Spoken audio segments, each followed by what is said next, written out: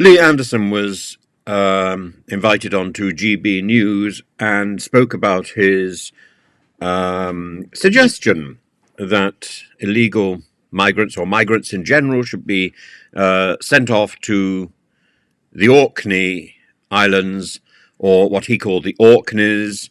And Alistair Carmichael, a Liberal MP up there, was fairly dismissive of Lee Anderson's attitude. Lee Anderson invoked the spirit of his father, who served in the up in the Orkney Islands during the. I suppose he did military service up there just after the war, and then he invoked the spirit of his grandfather when talking about Ursula von der Leyen's idea that the UK is inching back towards rejoining Europe, and the next generation will see the UK back in Europe.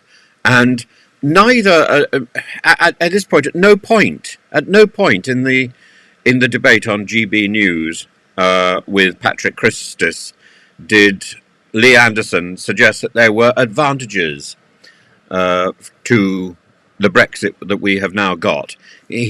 Surely he should have started listing the reasons why we should not be rejoining Europe, why we are better off out, why we have got this, that, and the other advantage now. Nobody seems able to explain what these things are. As for his spat with the civil servants, which and that's how the interview began. As for his spat with the civil servants, where he was asking them for the details, for the statistics about how many migrants have been deported, how many migrants who have failed in their bid for refugee status have been deported, how many have been sent back. He makes a disparaging comment about Albania and says, apart from Albania, how many have been sent back? And the civil servants didn't know. And there was question after question after question. I've looked at the footage on the Parliament TV channel.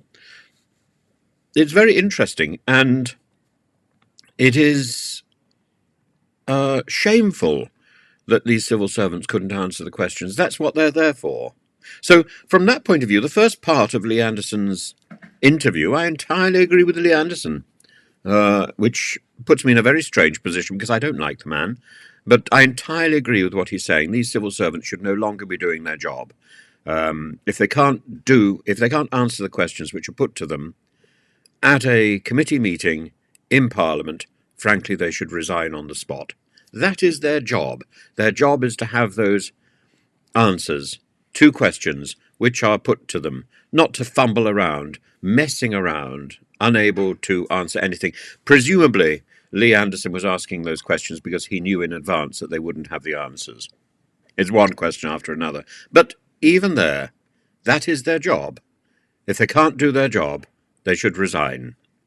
And how many are we still paying for Rwanda? How much are we still paying to Rwanda? They should know that. I think it's outrageous that we're paying anything to Rwanda. But all of this is set up by the former Home Secretaries, and this is their mess.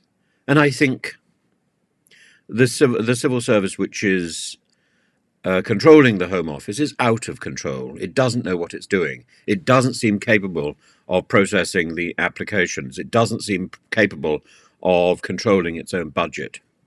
These are things that it should be doing. It's not just the Home Office Secretary, the Secretary for the Home Office now.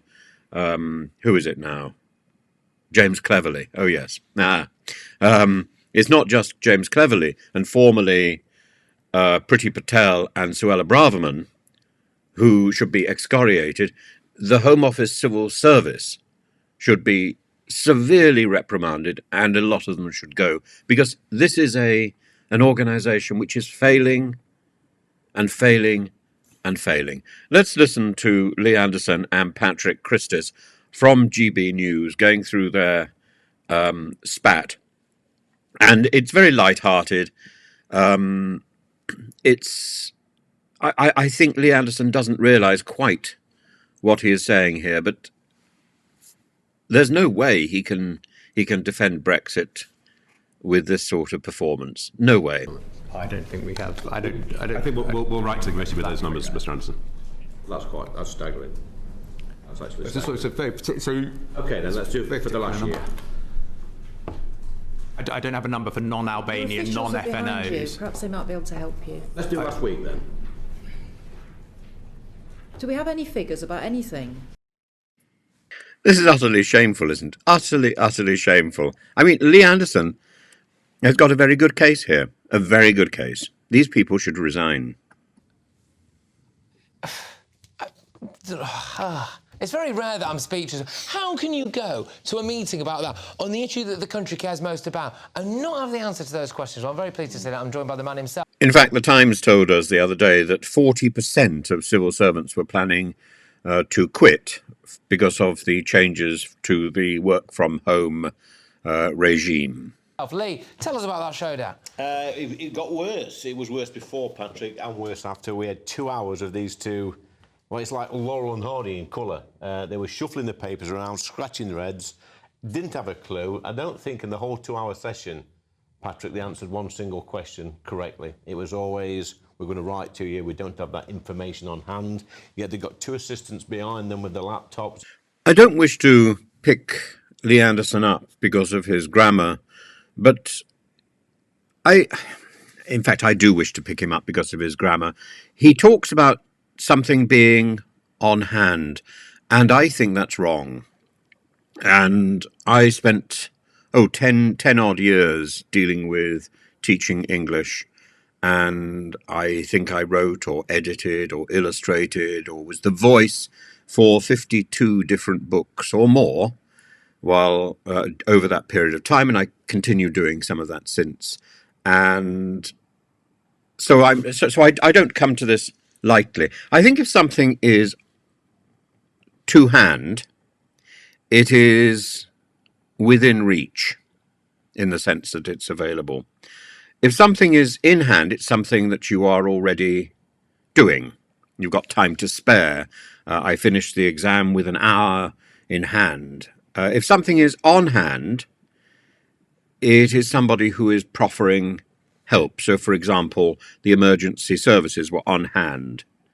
If something is at hand, it's something that is near, either geographically or temporarily, in terms of place or in terms of time. Help was at hand. There's some cafes at hand, close at hand, and that's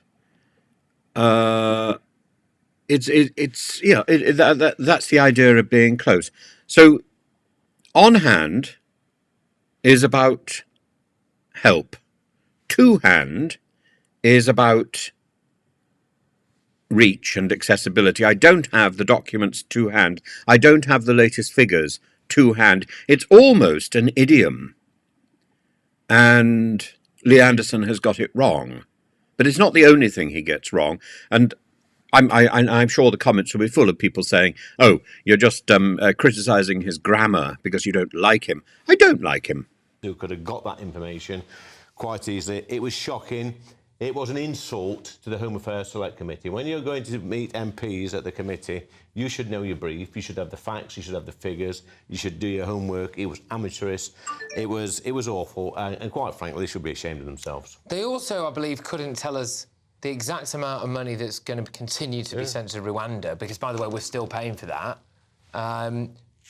I just find that an insult, actually, to the British people. I mean, does that look to you like people who really sense the urgency about mass migration and illegal immigration? Well, it looks like that, they've not learned it, they don't know the brief, Patrick, but it looks like they're not bothered. I mean, when you're turning up to a meeting, and bear in mind, these meetings are screened live, so anybody, anywhere on this planet can watch that meeting live. And to say that they're Home Office officials on massive salaries, and they can't answer. They weren't even difficult questions, they were simple questions. Should they be sacked? Well, that's not for me to say, but if I run a private business and I had 2 employees like that, they probably would be working out in car park. If you went to a job interview and you responded to questions like that, you'd never get the job. Never get the job, no. I mean, on that performance, I said to a colleague today, it was like a couple of YTS trainees 30 years ago on the first day at work. They didn't have a clue. They got their heads at their, you know, the heads up the backside, I think, Patrick. One of them's been knighted, I think. Yeah, got knighted for services to, I don't know what. Open borders, possibly, but we'll have to wait and see on that. Now, Lee, obviously, you're at the centre of a political storm, or at least you were, anyway, after your appearance on this very show last week, where you told me that illegal migrants should possibly be sent to the Orkney Islands in Scotland, right? The reaction from some quarters was furious. So Orkney and Shetland's MP, Alistair Carmichael, said, this is not a serious proposition. No. I would be astonished if Lee Anderson could even find Orkney on a map. His remarks show inhumanity towards desperate and vulnerable people and disdain towards island communities to boot. And even the Chancellor, Jeremy Hunt, and Common Speaker Penny Mordaunt were forced to brush off your idea. What's so bad about your Orkney Island suggestion? Well, I don't know what's bad with the Orkney Islands. My dad served there in an exemplary military career back in the day. It's a long way away, but, you know, if Birmingham, if Nottingham, if Derby, if Leicester, if Sheffield are good enough to send illegal migrants, then what's up with the Orkneys or any other island or any part of this the Great British Isles, Patrick? I don't see what the problem is. I know what the problem is. People like this MP, I don't even know his name is. Carmichael. Alistair, he doesn't want them there.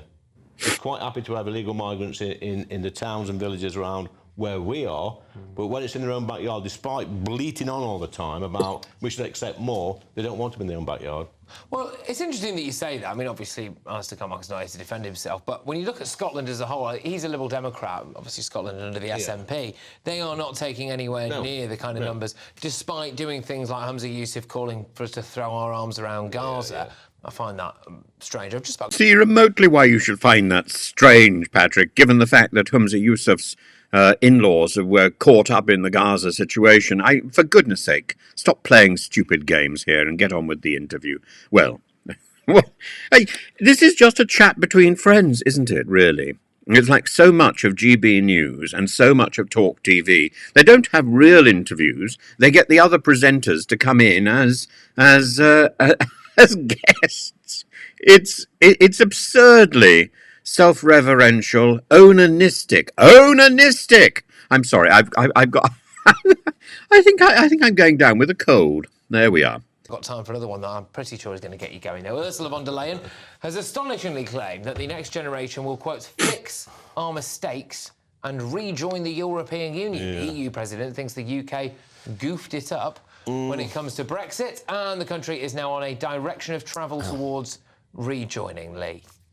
So the generation that fixed the problems in Europe, Patrick, was my granddad's generation. He put a British Army uniform on, left the pits in Nottinghamshire in 1939 or 1940, whenever it was. He went to fight the Nazis. He went all across North Africa, through Sicily, through Italy, seen some horrible things. That was the generation that fixed the problems in Europe. She needs to shut up.